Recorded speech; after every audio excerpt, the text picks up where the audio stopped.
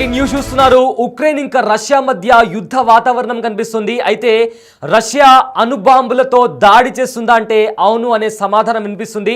దీంతో ఉక్రెయిన్లోని ప్రజలంతా సబ్వే వైపు కూడా పరిగెత్తున్న దృశ్యాలు కూడా కనిపిస్తున్నాయి. అయితే ఒక 2 days బ్యాక్ ఉక్రెయిన్ రష్యా పైన భీకర దాడి చేసింది. గత 3 సంవత్సరాలుగా యుద్ధం నడుస్తున్న పరిస్థితుల్లో ఎన్నడూ కూడా చేయని పెద్ద దాడి ఉక్రెయిన్ రష్యా పైన చేసింది. అయితే రష్యాకి సంబంధించిన 40కి పైగా యుద్ధ విమానాలు కూడా ఈ దాడుల్లో ధ్వంసమయ్యాయి. సో ప్రజెంట్ ఇప్పటికే పుతిన్ ఆల్రెడీ ఒకసారి హెచ్చరించారు, ఇదే రకంగా ఉక్రెయిన్ వైఖరి ఉంటే ఖచ్చితంగా న్యూక్లియర్ వార్ జరుగుతుంది, న్యూక్లియర్ వెపన్స్తో దాడులు చేస్తామంటూ కూడా పుతిన్ ఆల్రెడీ హెచ్చరించారు. అయితే ఉక్రెయిన్ దాడుల తర్వాత ఖచ్చితంగా రష్యా ఉక్రెయిన్ పైన అణుబాంబులతో దాడి చేస్తుంది అన్న ఊహాగానాలు వినిపిస్తున్న నేపథ్యంలో ఉక్రెయిన్లోని ప్రజలంతా సబ్వే వైపుకు పరిగెత్తున్నటువంటి పరిస్థితి కనిపిస్తుంది. అయితే ప్రజెంట్ ఉక్రెయిన్ అంతటా కూడా రెడ్ అలర్ట్ జారీ చేశారు అధికారులు. తొలిసారి కింజల్ హైపర్ సోనిక్ మిసైల్ ప్రయోగం చేయడానికి కూడా రష్యా దానికి సంబంధించి కూడా అన్ని ప్రిపేర్ చేస్తుంది. అయితే అణు వార్ హెడ్లను మోసుకెళ్లడం దీని ప్రత్యేకత. ఏదైతే కింజల్ హైపర్ సోనిక్ మిసైల్ ఉందో అది అణు వార్ హెడ్లను మోసుకెళ్తుంది, అది దాని స్పెషాలిటీ. సో దీనికి సంబంధించి కూడా ఈ మిసైల్ అంచనా వచ్చేసి ఒకవేళ ఈ మిసైల్ అనేది ప్రయోగిస్తే 460 నుంచి 480 కిలోమీటర్ల ఆ సరౌండింగ్స్లో ఆ రేడియస్తో కూడా భారీ మిసైళ్లతో దాడి జరిగే ప్రమాదం ఉంటుంది. అంటే దగ్గర 480 కిలోమీటర్ల వరకు కూడా దాన్ని ఇంపాక్ట్ అనేది జరగబోతుంది అనేది ఈ మిసైల్కి ఉన్న ప్రత్యేకత. అయితే ఇప్పటికే రష్యా భారీ మిసైళ్లతో కూడా ఇప్పటికే ఉక్రెయిన్ పైన విరుచుకుపడుతుంది. ఎక్కడికక్కడ సబ్వేల్లోకి కూడా జనాలు పారిపోతున్నారు. అయితే సూసైడల్ డ్రోన్లతో కూడా రష్యాకు చెందిన 41 విమానాలను కూడా ఇప్పటికే ఉక్రెయిన్ కూల్చేసింది. అయితే ప్రతీకారం చాలా ఘోరంగా ఉంటుందని కూడా ఇప్పటికే పుతిన్ చాలా సీరియస్గా వార్నింగ్ ఇచ్చారు. చెప్పినట్టుగానే బ్యాలిస్టిక్ మిసైల్తో మెరుపు దాడులు చేసింది రష్యా. తొలిసారి ఏదైతే ఈ బ్యాలిస్టిక్ మిసైల్స్ కూడా ఫస్ట్ టైం యూజ్ చేసింది రష్యా. ఇంతవరకు కూడా ఉక్రెయిన్ పైన యూజ్ చేయలేదు. కానీ ఎప్పుడైతే ఉక్రెయిన్ ఈ దాడి చేసిందో, డ్రోన్స్తో దాడి చేసిందో, ఆ తర్వాత for the first time Russia కూడా బ్యాలిస్టిక్ మిసైల్స్తో విరుచుకుపడుతుంది. అయితే అణుబాంబు ప్రయోగించిన ఆశ్చర్యం లేదంటున్నారు చాలామంది నిపుణులు. So present big TV screen పైన మీరు చూస్తున్నారు. మొత్తం మీద వీళ్ళు ఏదైతే ఉందో ఉక్రెయిన్ చేసిన దాడికి ఖచ్చితంగా ప్రతీకారం తీసుకుంటామని కూడా చెప్తున్నారు.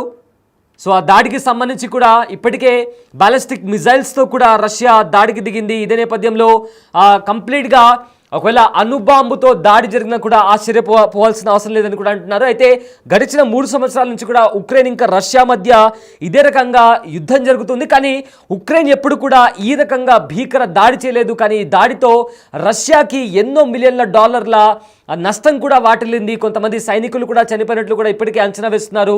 సో మొత్తం మీద రష్యా దీన్ని చాలా సీరియస్గా తీసుకుంది. అండ్ ఆల్సో టర్కీలో ఏదైతే శాంతి చర్చలకు సంబంధించి ఏదైతే చర్చలు జరిగాయో అవి కూడా విఫలమవడంతో రష్యా ఇంకా ఉక్రెయిన్ మధ్య నెలకొన్న టెన్షన్ వాతావరణం కాస్త ఇంకా తీవ్రతరమైంది. అయితే ఇదే అంశానికి సంబంధించిన పూర్తి డీటెయిల్స్ మా కలీగ్ రామ్దాస్ అందిస్తారు. ఎస్ రామ్దాస్, ఇప్పటికే రష్యా ఇంకా ఉక్రెయిన్ మధ్య ఏదైతే యుద్ధ వాతావరణం కనిపిస్తుందో అది మరింత తీవ్రతరమైంది. సో ఇప్పుడు రష్యా అణుబాంబులతో దాడి చేసిన ఆశ్చర్యపోవాల్సిన అవసరం లేదు అని కూడా నిపుణులు చెప్తున్నారు. సో ఏంటి దీనికి సంబంధించి ఉన్న అప్డేట్స్ ఏంటి రామ్దాస్?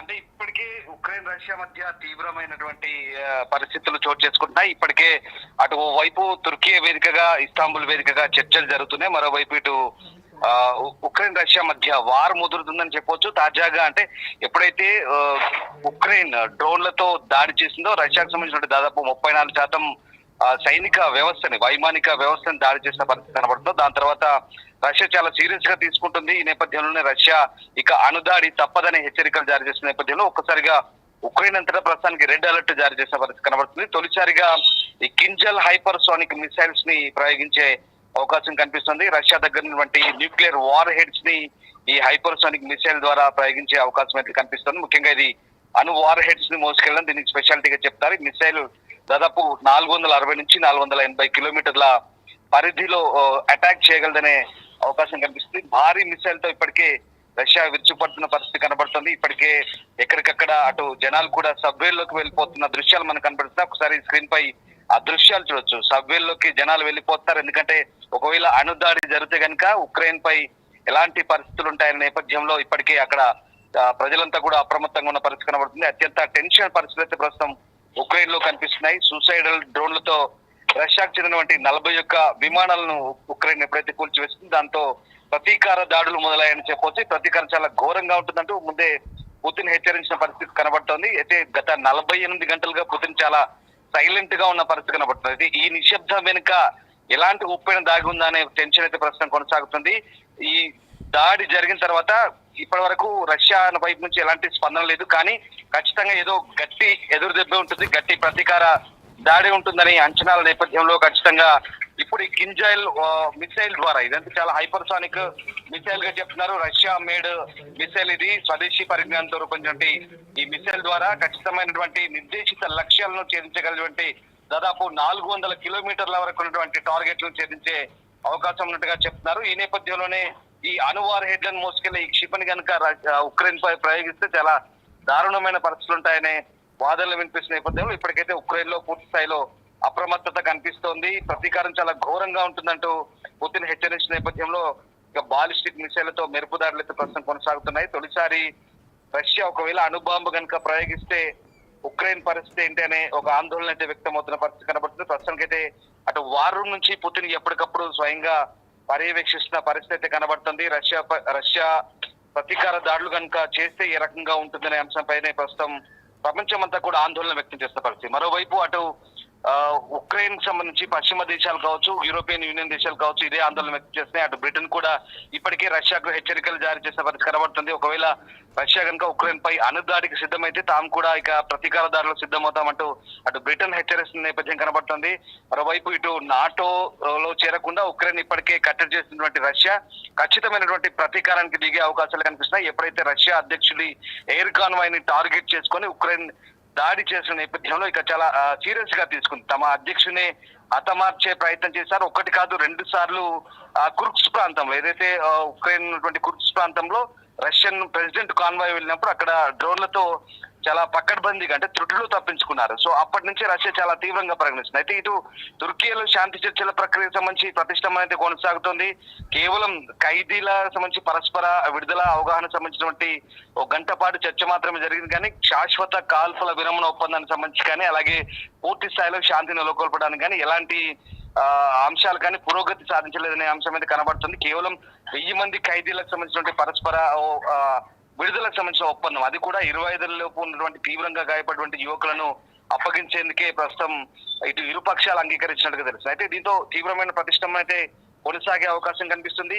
ఒకవేళ రష్యా కనుక ప్రతీకారం తీర్చుకోవాలనుకుంటే కనుక ఈసారి ఇంకా ఖచ్చితంగా ఆ సైలెంట్ ను ఛేదిస్తే కనుక ఇక అణువార్ హెడ్లకే పని చెప్పే అవకాశమే కనబడుతుందని ఆందోళన వ్యక్తం చేసిన నేపథ్యంలో నిజంగా ఈ కింజైల్ మిసైల్ కనుక ప్రయోగిస్తే ఏ రకమైన సిచ్యువేషన్ ఉంటుందో ఒకసారి ఆందోళన అయితే వ్యక్తం అవుతుంది. ప్రస్తుతానికి దీనికి సంబంధించి ఇంకా ఎలాంటి అధికారిక సమాచారం అయితే లేదు. కానీ పుతిన్ ఎప్పటికప్పుడు ఆయన వార్ రూమ్ లో కూర్చొని పర్యవేక్షిస్తున్నట్టు తెలుస్తుంది. అంటే నిర్దేశిత టార్గెట్ లో కొన్ని లక్ష్యాలను పెట్టుకున్నారు. ఉక్రెయిన్ లోని ఏ నగరాలపై దాడి చేయాలి, ఏ స్థావరాలపై దాడి చేయాలి, ఎలాంటి పర్యవసానాలు ఉంటే అంశంపైనే ప్రస్తుతం దాని మీద దృష్టి పెట్టినట్టుగా తెలుస్తోంది. ఇది అదే మీకు ఒక విషయం చెప్తాను. కింజాల్ అనేది ఒక హైపర్సానిక్ బాలిస్టిక్ షిప్ అనేది గాలి నుంచి ఉపయోగిస్తారంటే సర్ఫేస్ టు ఎయిర్ ప్రయోగించేందుకైతే ఇది ఉపయోగిస్తారు. ఇది ఒక రష్యా సైనిక ఆయుధ రంగంలో ఇది చాలా ముఖ్యమైన వెపన్ గా చెప్పొచ్చు. సో దీనికి సంబంధించి అయితే చాలా ఖచ్చితమైనటువంటి ఇది మిగ్ 31 ద్వారా కూడా ప్రయోగించవచ్చు. అలాగే TU-20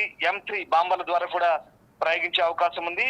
కొన్ని సందర్భాల్లో అంటే దాదాపు 1500 కిలోమీటర్ల వరకు కూడా ఇది పేలోడ్ ను మోసుకెళ్లగలిగే సామర్థ్యం ఉందని కూడా చెప్తున్నారు. సో గరిష్టంగా మాక్ 10 వేగంతో ప్రయాణిస్తుంది. అంటే ధ్వని వేగం కంటే ఎక్కువ వేగంతో ప్రయాణించే అవకాశం ఉంది. కాబట్టి చాలా ఖచ్చితమైనటువంటి టార్గెట్ ని ఇది ఛేదించే అవకాశం అయితే కనిపిస్తుంది. సో ఆ రకంగా రష్యా యొక్క సైనిక సామర్థ్యంలో ఇది ఒక గట్టి ఆయుధంగా చెప్తున్నారు. సో 2017లో ఇది రష్యన్ మిలిటరీకి వచ్చిన పరిస్థితి కనబడుతుంది.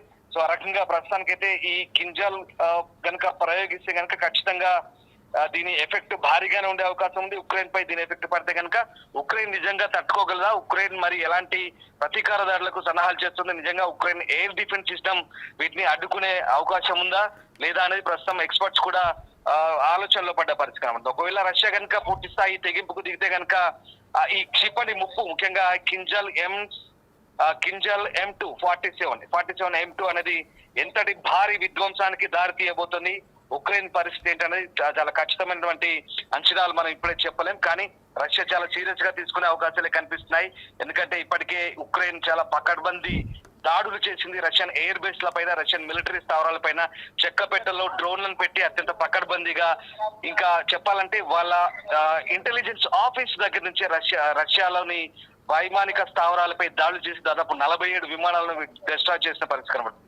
దీన్ని రష్యా చాలా సీరియస్ గా పరిగణిస్తుంది.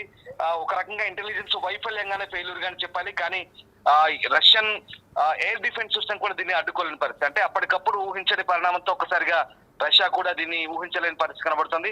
రష్యా మాత్రం చాలా సీరియస్ గానే పరిగణిస్తూ ఓవైపు శాంతి చర్చల అంశం కొనసాగుతూనే మరోవైపు ఈ మిసైల్ ప్రయోగించే అవకాశం అయితే కనిపిస్తుంది. ఒకవేళ ఈ మిసైల్ కనుక ప్రయోగిస్తే అందులో అణువార హెడ్లను కనుక మోసుకెళ్తే కనుక చాలా భారీ విధ్వంసమే కలిగే అవకాశం ఉంది. చూడాలి మరి దీనికి సంబంధించి ఎట్లాంటి అంచనాలు ఉంటాయి. నిజంగా రష్యా ఇది ప్రయోగించబోతుందా, లేదంటే ఇంకా మిగతా దేశాల ఒత్తిడితో దీన్ని విరమించుకోబోతుందా? ఇప్పుడు మాత్రం కేవలం ఇది ఊహాజనితం మాత్రమే రష్యా ప్రయోగించబోతుందంటూ వస్తున్న వార్తల నేపథ్యంలో రష్యా ఎలాంటి ప్రతీకార దాడులు దిగుతుందని మాత్రం ఉత్కంఠంగా మారుతారు. Yes thank you Ramdas, thanks for the update. గత 2.5 ఏళ్లుగా తూర్పు యూరోప్లో జరుగుతున్న రష్యా ఉక్రెయిన్ యుద్ధం అనూహ్య మలుపులు తీసుకుంటుంది. అయితే నెల రోజుల్లో ఉక్రెయిన్ను రష్యా లొంగ తీసుకుంటుందని చర్చలు సాగాయి. కానీ రష్యా దాడులకు ఉక్రెయిన్ చేస్తున్న ప్రతీకార దాడులు యుద్ధ నిపుణుల సైతం షాక్ అయ్యేలా చేస్తుంది. సైనిక పరంగా ప్రపంచంలో 2వ స్థానంలో ఉండగా యుద్ధానికి ముందు ఉక్రెయిన్ 22వ స్థానంలో ఉంది. యుద్ధంలో పాశ్చాత్య దేశాల సైనిక సహాయంతో అది 10వ స్థానానికి చేరుకుంది. అయినప్పటికీ రష్యా దళాలను ఉక్రెయిన్ సైన్యం ముప్పు తిప్పలు పెడుతోంది. రష్యా వ్యూహాత్మక తప్పిదాలు, అలసత్వం, అదేవిధంగా సరైన ప్రణాళిక లేకపోవడం వంటి కారణాలతో ఉక్రెయిన్ చేతిలో ఎదురు దెబ్బలు తింటోంది. ఈ 2.5 ఏళ్లలో రష్యాపై ఉక్రెయిన్ చేసిన కీలక దాడులు చాలా అంటే చాలా ముప్పు తిప్పలు పెట్టింది. అండ్ రీసెంట్గా జరిగిన దాడుల్లో కూడా రష్యాకి కొన్ని కోట్ల విలువ చేసే ఆస్తి నష్టం జరిగిందని కూడా ఇప్పటికే నిపుణులు అంచనా వేస్తున్నారు. అయితే ఏదైతే ఉక్రెయిన్ దాడి చేసిన తర్వాత ఇప్పుడు పుతిన్ ఎలా రియాక్ట్ అవుతారు, రష్యా ఏ రకంగా ప్రతీకారం తీర్చుకుంటుంది అనేది కూడా ఇప్పుడు చాలా సస్పెన్స్గా మారింది. ఎందుకంటే అణుబాంబుని ప్రయోగిస్తానని కూడా ఇప్పటికే చాలాసార్లు పుతిన్ హెచ్చరించారు. సో ప్రజెంట్ ఏదైతే యుద్ధ వాతావరణం కనిపిస్తుందో అది మరింత తీవ్ర స్థాయికి చేరింది. సో రాబోయే రోజుల్లో ఈ యుద్ధం దేనికి దారితీస్తుందనేది వేచి చూడాల్సిన అంశం.